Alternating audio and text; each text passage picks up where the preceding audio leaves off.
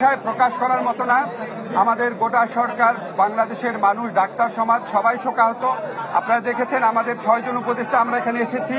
আমাদের বাকি উপদেষ্টারা মাইলস্টোন স্কুলে গিয়েছেন, সিএমএইচ হসপিটালে গিয়েছেন। আমাদেরকে hospital authority national burn unit থেকে জানিয়েছেন ওনারা চিকিৎসার প্রয়োজনে যত রকম প্রস্তুতি দরকার সকল প্রস্তুতি সম্পন্ন করেছেন। তারপরও যদি প্রয়োজন হয় বিদেশ থেকে চিকিৎসক আনাবেন, যদি প্রয়োজন হয় বিদেশে আমাদের এই শিক্ষার্থীদের যারা বার্ন ইউনিটে আহত অবস্থা আছে নিয়ে যাবেন। আমাদের চিকিৎসা পুনর্বাসনে কোনো রকম কোনো ঘাটতি থাকবে না। কিন্তু কোনো কিছুর বিনিময়েও আমরা আজকে যা হারিয়েছি সেটা শোক পূরণ করার মতো না। আমরা আগামীকাল রাষ্ট্রীয়ভাবে শোক দিবস ঘোষণা করা হয়েছে, পতাকা অর্ধনমিত থাকবে এবং আমাদের প্রধান উপদেষ্টা বারবার ফোন করে খবর নিচ্ছেন যারা আহত অবস্থায় আছেন, যারা সংকটাপন্ন অবস্থায় আছেন তাদের পাশে আমরা সবাই এসে দাঁড়াবো।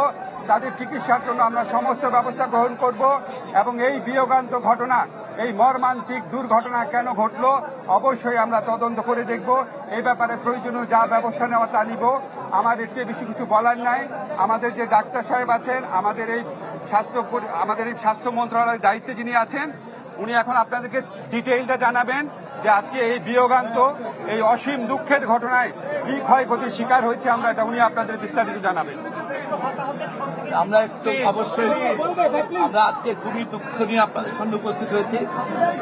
এই ঘটনাতে ইতিমধ্যে আপনারা জেনেছেন প্রায় 100 থেকে 150 জনের মতন আসলে অগ্নিদগ্ধ হয়েছেন। তারা প্রাথমিকভাবে বেশ কিছু হাসপাতাল ওই অঞ্চলের এবং সিএমএইচে তাদের নিয়ে যাওয়া হয়েছিল।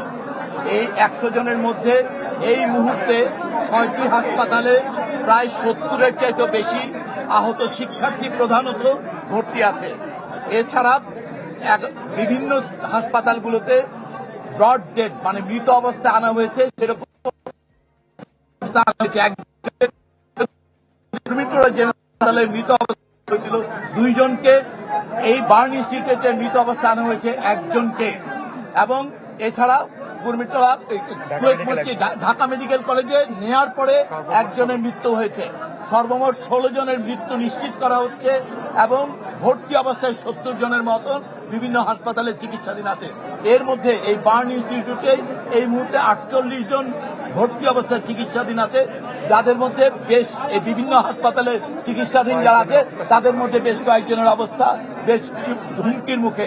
ইতিমধ্যেই একজন পাইলট যিনি ছিলেন ওই বিমানের, ওনাকে সিএমএইচে নেওয়া হয়েছে, সেখানে ওনাকে আইসিইউতে উনি আছেন, ওনার জীবনও সংকটের মুখে। এই অবস্থায় আমাদের বলতে পারি আমরা দেশের এইটা একটি অন্যতম রিসেন্ট সময়ের বড় ধরনের দুর্ঘটনা এবং এই রকম মৃত্যু এবং আহত, এবং এর মধ্যে একটা বড় অংশ আমরা যেভাবে বলছি এটা ইনহেলেশন ইনজুরি হয়েছে তাদের, অতএব সেটা ইমিডিয়েটলি অ্যাসেস করা যাচ্ছে না। এটা বেশ কিছু সময় লাগবে অ্যাসেস করতে, তাদের ঝুঁকির মাত্রাটা কত। এর পাশাপাশি এক্ষেত্রে সকল চিকিৎসকদের, বিশেষজ্ঞ চিকিৎসক, সরঞ্জামাদি এবং ঔষধপত্র সবকিছু যথেষ্ট পরিমাণে সকল হাসপাতালে প্রস্তুত আছে।